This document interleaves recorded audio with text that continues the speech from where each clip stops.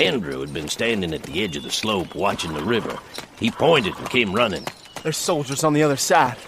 Looks like they're fixing to swim across. They can't do that. Law says they dash and come over. Zaragoza pushed himself to a shaky stand, bracing with one hand pressed against the cabin. A gun, please. I do not die without a fight. Michael's heartbeat quickened. He fetched his rifle where he'd leaned it against the log structure. Y'all give me the first shot at Rodriguez. Eli Pleasant had regained his composure. Better nobody shoots unless it's a case of having to. I count 10 men, all we got is 6. And the sergeant ain't in no shape to do much, even if he had a gun. Rodriguez has no right here. This is the United States. He has no right. He's got 10 guns. With that kind of advantage, he don't need no rights. I say we kill Rodriguez and the rest will turn back. Think so? One shot and all of us will die. You think killing Rodriguez is worth that much? Michael was about to say it was worth any price, but he looked at Andrew and Eli, then at the Spaniards, and he was forced to back away. Eli's logic calmed him a little. I don't think even 10 men will relish looking into 5 loaded rifles. They'll worry about which 5 dies. Zaragoza was unable to stand long. He sank back onto the bench. A gun. Bring me a gun. I'm sorry, but we ain't got enough. You just stay where you're at. We ain't fixing to let him have you. Eli cut his gaze back to Michael. You let me do the talking. Don't shoot unless you have to. And if you have to, you make it good.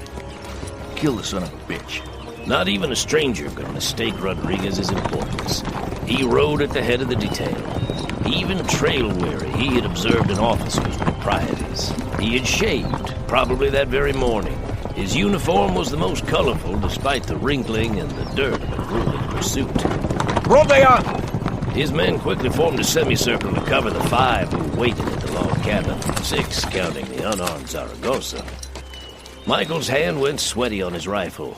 Hatred welled up like heat from a forge as he stared into the face that had haunted him in so many awful dreams.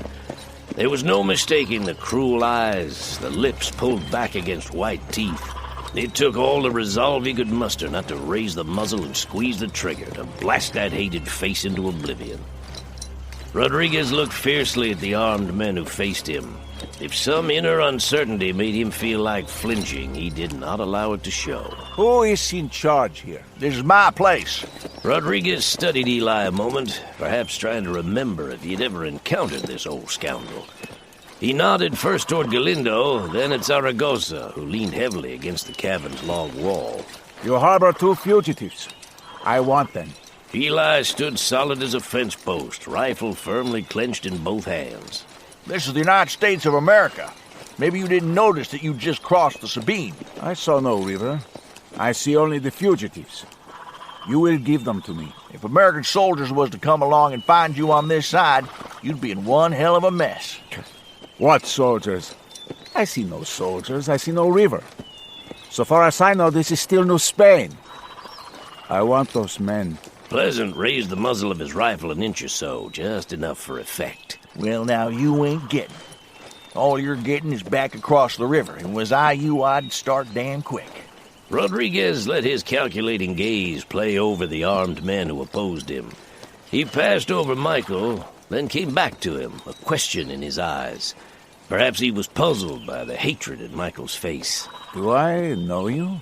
Michael moved his finger away from the trigger, struggling not to shoot the man. We met once. I do not remember it. Rodriguez looked back at Eli.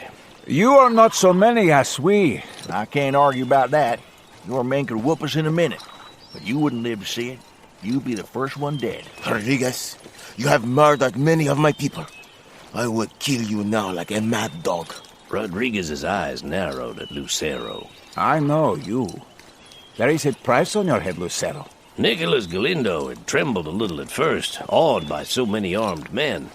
Now he was emboldened to address the soldiers on either side of Rodriguez. Mira este hombre antes. Michael could only guess at what he said, but the words were impassioned, the gestures broad.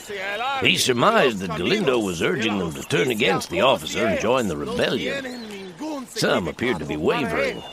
Rodriguez did not long tolerate the speech. Silencio!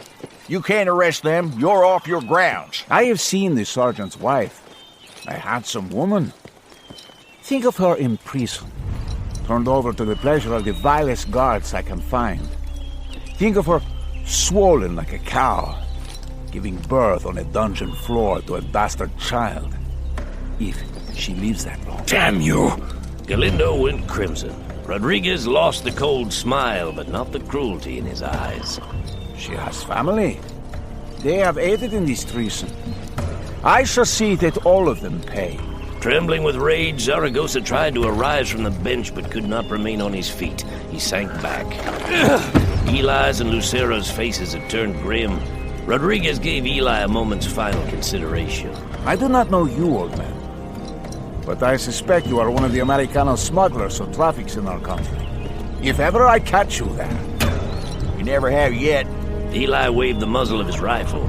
You gave them 10 minutes to make up their minds. I'm giving you just one. Rodriguez turned. Mover al rio! Rodriguez and his men started toward the river. Michael lowered his rifle. 10 minutes to do what? Eli gave Zaragoza and Galindo a look of pity. If they don't start across the river in 10 minutes, he's going after their families back in Bar. He wouldn't. And like hell he wouldn't. I'm proud of you. I seen your face when you was looking at Rodriguez. I was afraid you was fixing to start a war any minute. Was I you, I'd have done it. It was all I could do to keep from shooting him right where his eyes and his nose came together. And there'd have been dead men laying all over this place now. Most of them would have been us.